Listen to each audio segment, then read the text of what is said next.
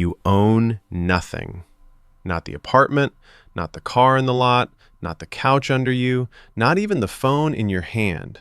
Every last thing is rented, leased, or financed by the month. Add it all up and you hand out around $40,000 a year to hold on to a life where, if the payments stopped tomorrow, you would keep exactly none of it. Everyone calls you the free one, the light one, the guy with no chains. So explain this to yourself. Why are you the only person you know who could be evicted from his entire existence with 30 days' notice? Stay right here, because the freedom you are so proud of is about to turn out to have a landlord, and it was never you. From the outside, you are the one who figured it out. No mortgage, no roof to replace, no tax bill growing while you sleep. When the couch gets tired, you swap it. When the lease is up, the car is newer than anyone's on the street. Your friends with houses actually envy it. You can pack your whole life into a weekend, and they cannot move a single room without a realtor and a year. You bought the lightest possible version of a life, and from where they stand, chained to their driveways, you look like the only one who got away clean. Here is the rule you built your whole life around, and it sounded so smart every single time you said it. Never own. Always rent. Ownership is dead weight. Flexibility is the win. Let somebody else fix the roof, insure the thing, eat the repair bill. You just pay the monthly and walk away whenever you like. You told yourself you had outsmarted the whole trap everyone else fell into. You were not buying junk, you were buying lightness, and you paid the monthly with a little smile, certain you were the one person not being played. And the world has plenty to say about a person who owns nothing. Your family does the little sigh. All these years and nothing to show for it. No house with your name on the deed. A friend can't get through one dinner without mentioning his equity, the way the place is an investment, the way he's building something. A coworker tells you flat out that renting is just throwing money away into somebody else's pocket. You smile and let it slide, because you have your answer ready. They are the trapped ones, and you are free. And for years, that answer holds. Then, one quiet night, you finally do the math you had been carefully not doing. You add up the rent, every lease, every financed phone, every subscription, every monthly you have paid since you were 22. And the number that comes back stops you cold. You have paid out enough to have bought a home outright, in cash, twice over, and you own none of it. Not a doorknob. Every dollar went out, kept the lights on a while, and left nothing behind with your name on it. You did not skip the trap. You just paid full rent on your entire existence. And then, the same season, the ground moves under you. The rent jumps. Not a little, a lot. Because a number in an office decided it could. And then the letter arrives. The owner is selling the building. Thank you for your tenancy. You have 30 days. 30 days to pack up a whole life that belongs to a person you have never once met. You sit there holding the paper and it lands total and final. You do not control a single thing in this life.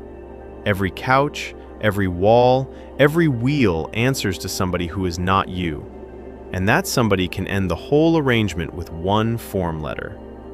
So you walk the place that night, slow, room by room, fully yours to use, and not one atom of it yours to keep. The lamp is rented, the bed financed, the roof over all of it owned by the man with the form letter. You go looking for a single thing in the whole apartment that answers only to you, and you cannot find it, because there isn't one. And you finally see the shape of it, clean and quiet. You did not escape ownership. You made yourself a permanent tenant of your own life, and every landlord in it was somebody else. You are lighter than everyone you know because you are holding on to nothing at all. And that is the exact moment you think of the friend with the house, the one you had quietly pitied for years, the one chained to his driveway, unable to move a room. You had him all wrong, but not the way the dinner speeches meant. He does not own that house. The bank owns it, and it owns him for 25 more years, one bad month from losing the whole thing, breathing shallow under a payment bigger than your rent. He rented too. He just signed a lease so long it wears the costume of ownership. Two men, one renting by the month and one by the decade, both so busy arguing about the couch that neither thought to look up. Because the couch was never the thing you were really renting. Look at where the $40,000 a year actually comes from. 5 days out of every 7, you hand the best hours of yourself to someone else's plan, for a wage, and you buy back thin slivers of your own time on the weekend and call that slice your life. The apartment was rented, sure, but the real lease, the one nobody ever reads out loud, is the one where you rent out you, your hours, your attention, your best energy, by the week, to keep the whole rented picture standing. That is the rented life, not the furniture, the person quietly paying for it. So the whole fight was rigged from the very start. Rent the couch or own the couch, that was never the real question. Both of them glared at the same small thing while the actual meter ran on the two of them. The only person genuinely free is not the one with the most stuff or the least. It is the one who has bought back the most of his own time, who owes the fewest of his own hours to somebody else's morning. Whoever owns his days owns his life, whether he rents his couch or owns a mansion.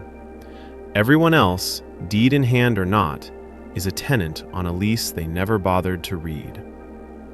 So here is the truth the eviction letter finally handed you, the one the whole clever no-ownership game never could.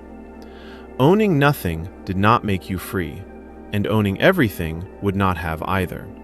Because the one thing you actually rented out, the only thing ever fully yours to begin with, was your own time, and you handed it over by the week without once calling it rent. You do not get free by owning more or by owning less. You get free the day you stop renting out yourself. So be honest with yourself for 1 second. If you added up every hour you sell in a week on one side, and every hour that is truly, fully your own on the other, which pile is bigger? And when did you last buy back even 1 hour that used to belong to somebody else? Tell me in the comments. If this one hit a nerve, hit like and subscribe. There is a new POV every week. I will see you in the next one.